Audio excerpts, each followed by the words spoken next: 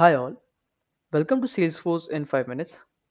In this video, we are going to recap whatever we have learned in the previous videos. But before getting started, if you really like my videos, I request you to please subscribe to this channel. So in the previous video, what we did was we just created a bucket of apple and then just we looped over those apples one by one using for each loop and we printed the name of the apple, that is apple 1, apple 2, apple with insect, apple 3 and apple 4. If you want to learn more about for loops, you can watch my video of for loops. I will provide the link in the description. So right now, what we have to do is we have to actually build a logic. Okay. Over here, I'm going to build a logic and I'm going to use everything that we have learned till this point. So till this point, I was just printing the name of apple.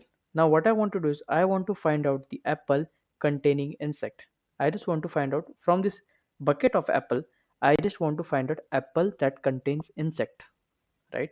So for that purpose, I'm going to use if condition to check whether the apple contains insect or not. So for that purpose, I'm going to use if apple dot contains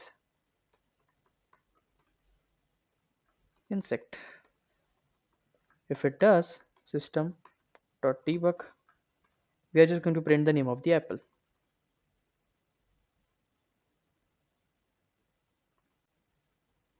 Okay, so what we have over here we have done is that we are just trying to check from this bucket of apple. We are going to pull each of this apple one by one. Okay, and then for an example, for the first iteration, it is going to return apple 1 and apple 1. Does apple 1 text contains insect? It does not, so we are not going to go inside this if condition. Now apple 2, does it contains insect? No, again it won't go inside this if condition. Now again apple 5 with insect, it does has insect, that this particular text does has insect inside it, hence it we are going to go inside this particular if condition and we are going to print system debug, that is the name of the apple, that is apple 5 with insect. And for the rest it's not going to print anything. So again let's try to execute it.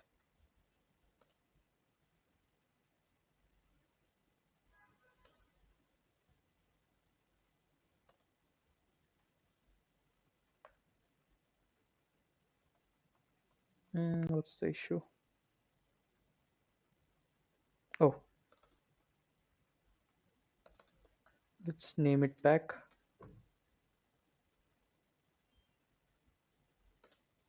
and let's execute it. Now what it's going to do is the if condition is going to check whether the which apple consists of insect, and it's just going to segregate that particular apple and it's going to print it. Now not only I want to print it, but I want to store it somewhere. What I want to do is I want to pick up that bad apple, that is the apple containing insect. I have to pick it up and I have to store it some inside some another box, which I'm going to throw it away later on. So what for that, to create that box, to create a variable which can store multiple values, we again need to create a list of string. We can say apple with insects. So new list of string. Now this particular bucket is responsible to store the apples consisting of insects. Oh, sorry. Okay. So what's going to happen is that from the bucket of apple, it's going to pick one by one, and whichever apple has insect inside it, it's just going to store it within this another bucket, that is apple with insect. And I can also print this bucket outside the for loop.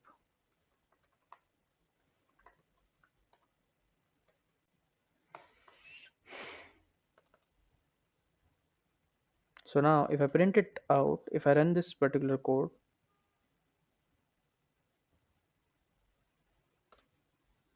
apple with insects, if I have right now I have four apples, right, and one apple with insect. So what if I add one more insect inside apple 2 as well?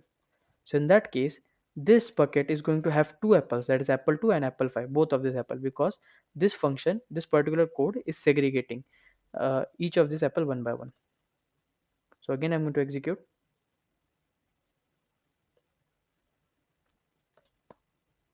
See, apple 2 with insect and apple 5 with insect. Now this bucket is having both the apples having the insects, right?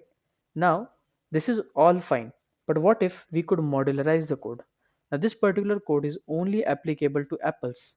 What if we can write a particular code which is universal, which can be used for bananas, which can be used for guavas or anything else?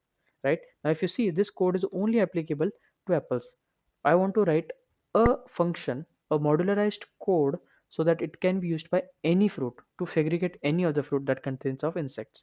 It is something like this. If I talk it out right now, what I want to do is I want to create a separate function. Okay, I want to create a separate function. What I'm going to do is I'm going to just pass the fruits inside it.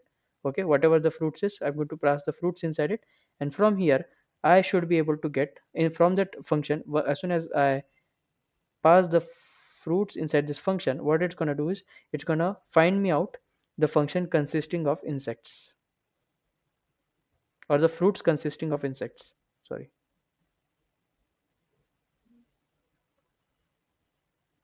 Right, so what I want to create a universal function so that it is applicable to all the fruits. Okay, so for that purpose I'm going to write a separate function.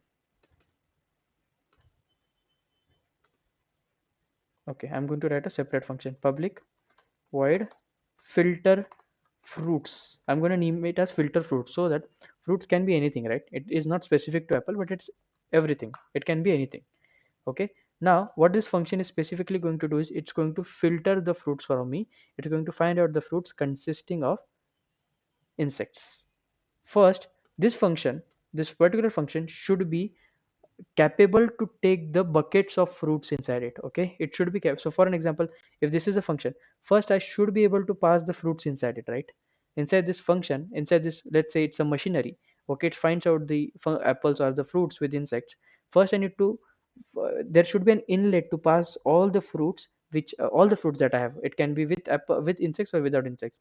So for that purpose, to create that inlet so that this particular function should be able to take input of multiple apples, I'm going to create list of string bucket inlet, or let's say inlet to bucket get of fruits. So what I've done is right now this filter fruits, which is this function. Okay, I have created an inlet for it. Okay, I've created right now an inlet for it. Now using this inlet, we can pass the bucket of fruits. It can be any type of fruits. We can pass the bucket of fruits inside it. Now out of this inlet, whatever fruits that I'm getting, I just have to find out whether the fruits consist of insects or not. So if you see at the top, I already have written the logic for it, but it is just for apple. So instead of that, just for apple, what I'm going to do is I'm just going to write it for all the fruits.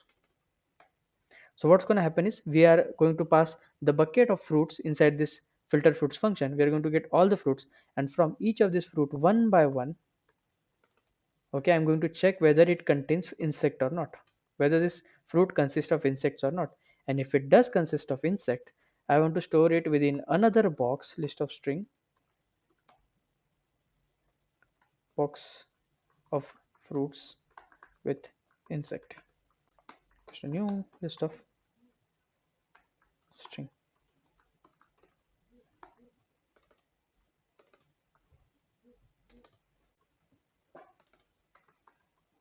So right now what I've done is that I have created a function, okay, which can take bucket of fruits, any kind of fruits it can take, and then once it takes the fruits, out of each of this fruit, it takes each of this fruit one by one and check whether this fruit consists of insect or not. If it does consist of insect, it just stores within the another box named as box of fruits with insects. Okay, now once I have it, I also have to return it, right? This function should be also capable to throw it or to tell it to the customer, okay, this much amount of function or this much amount of fruits are having insects. So this function should be also able to return the fruits that consist of insects. So for that purpose, instead of void, this function is going to have a return type as list of string. I'm using list of string because I'm creating a list of string to store the variables of type string. Okay, apple1, apple2 are just they're considering for example, but actually this is nothing but a string. Okay, now is it a list of string? So as it is a list of string, I'm going to return all the boxes, whatever I've got. I'm just going to return that boxes which has fruits. Okay, now I no more need this particular code. Okay, now if I want to just find out whether my apples has the insects or not, I'm just going to call this function. over here, I'm just going to call this function, and I'm going to pass the bucket of apple that I have inside this function. So what's going to happen is I've I have the bucket with apple 1, apple with insect, apple 2 with insect, apple 5 with insect, all this bucket. I'm just passing it within this function that is filter fruits. Now this filter fruits, it's going to go ahead and pick up each of these fruit one by one to check whether the fruit consists of insects or not. If it does have insects, it's just going to store within a box, and that same box is going to be returned to me, right? It's the same box is going to be returned to me, right? And as it is going to be returned to me in the form of list of string, I have to also store it, right, somewhere. To in order to store it, I have created a variable list of string apple with insects, and I'm just printing it out. Now the benefit of using this is that instead of, let's say, for apples, okay, now instead of just for apples, I can write the function for banana as well, the same way, or for other fruits as well. Now the filter fruits becomes reusable, hence it is very important to modularize your code. Now filter fruits is a specific function, a separate function, which will be just able to filter the fruits as per as the need, and it can be any fruit that you want. So that's the benefit of filtering the values or modularizing the code. And also you can see we have used return type, we have used parameters, and we have used everything, if condition, for loops, whatever we have learned till this point. So if I want to find out how many apple did has insect, I just have to use dot size. So filter fruits is going to return all the apples having insects, and then using size I'm just going to find out how many apples did had insect. So right now 2 apples did had insect, so I'm going to run the code again. Oh, okay.